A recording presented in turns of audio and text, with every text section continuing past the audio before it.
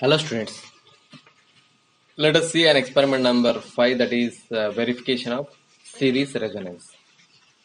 So the aim of the experiment is to design a resonance frequency, quality factor, bandwidth of a series resonance circuit. So to do this experiment we need some apparatus like signal generator, required resistors, inductor, capacitor and CRO probes connecting wires. So the below is the circuit diagram. So the circuit diagram shows, so this is your circuit diagram. Here we have signal generator. The signal generator, from the signal generator will apply a signal. So here we have connected RLC in series. So the what do you mean by resonance? What is the resonance condition? So the resonance condition is XL equal to XC. It means that inductive reactance is equal to capacitive reactance. So what is the XL? 2 pi F into L is equal to 1 by 2 pi F into C. This is your 1 by 2 pi F into C. 2 pi FL equal to 1 by 2 pi F into C. So by taking F into F square, so by taking this 2 pi to RHS side, that is your right hand side, it becomes your 2 pi becomes 4 pi square and L into C. So F square is equal to 1 by 4 pi square L into C. By taking from this equation, F becomes 1 by 2 pi under root of LC. So this is called as resonant frequency. This frequency is called as resonant frequency for RLC circuit, 1 by 2 pi root LC. So to do this experiment, we need to follow some procedure like connect the circuit as shown in figure 12.1 for a series resonance circuit and set the voltage of the signal from the signal generator, that is function generator, to a 10 volts. So by using this function generator or signal generator, we have to set the voltage to 10 volts. You can set for 20 or 30 volts. Just we are considering one example is 10 volts. So vary the frequency of the signal in steps and note down the magnitude of the response on CRO. So from the observation table between the frequency and magnitude response of the CRO in CRO for series resonance circuit, draws a graph between frequency and magnitude of the response on Semilac sheet and determines the resonant frequency, quality factor and bandwidth of a series RLC circuit. So by using here we need to have some mathematical calculations. Those are all the resonant frequencies. FR is equal to 1 by 2 pi root LC and lower cutoff frequency is FR minus R by 4 into pi L and upper cutoff frequency is FR plus R by 4 into pi. Quality factor is QR is equal to, that is equal to 1 by WR into RC and bandwidth is equal to F2 minus FL. So this is a tabular column, the frequency versus magnitude of the response. So this is a model graph. So for series resonance, so at resonant frequency you will get your maximum current and for parallel resonance you will get your minimum current. So this is your F1 lower cutoff frequency. At lower cutoff frequency, the current is I maximum root 2. That is your RMS value. And at this is your upper cutoff frequency. So the current is equal to I max by root 2. So let us see a lab experiment for this series resonance. Let us continue with the lab experiment. Let us perform an experiment called an RLC series resonance. So this is the trainer kit. So in this we are having the two knob. This is the frequency range selector. With the help of this frequency range selector we can select the different range of frequencies, 1 kHz at 10 kHz and 60 kHz. With the help of variable frequency knob we can vary the supply frequency.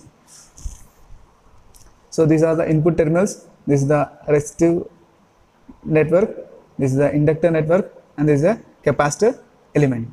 So in order to perform different values of the resistance and inductor values, we can change the A, B, C, D knobs.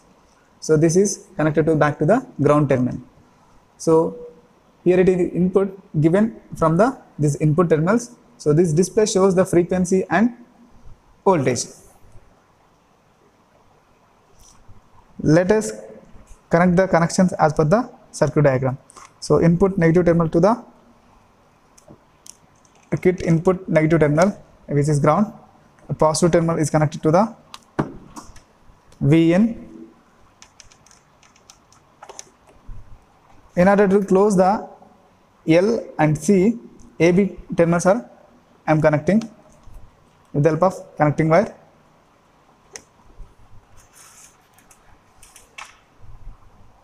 So the output terminals, that is T10 and T9 given here, this ground is connected to the ground of the input. The T9 output terminal, that is output terminal T9, this T9 is given to the input of the circuits. So this is digital storage oscilloscope in order to observe the input and output waveforms. So here it is channel 1 and channel 2. So corresponding knobs given to adjust the waveform in the display. So channel 1 is connected to the input of this our circuit through a probe.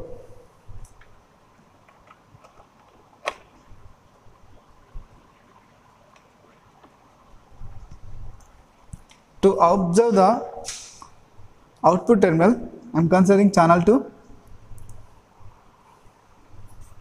connecting output terminal to the output of our circuit.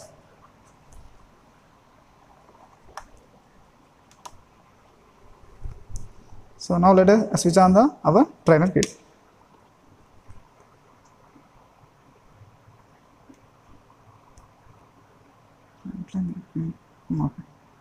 Here it is, the frequency and voltage displayed in here.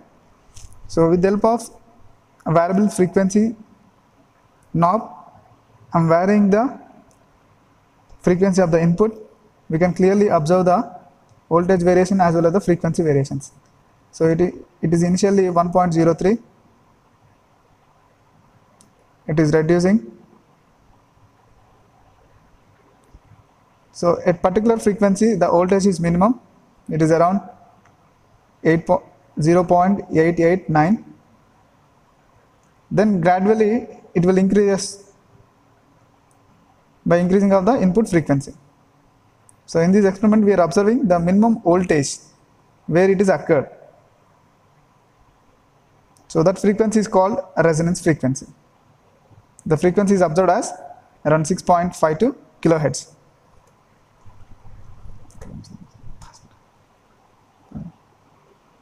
By changing the input frequency, we can observe the input voltage and output voltage, both the waveform variations in the digital CR1.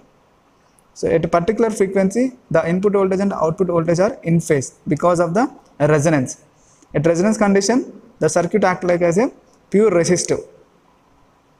So we can clearly see the variation in the output and input waveforms.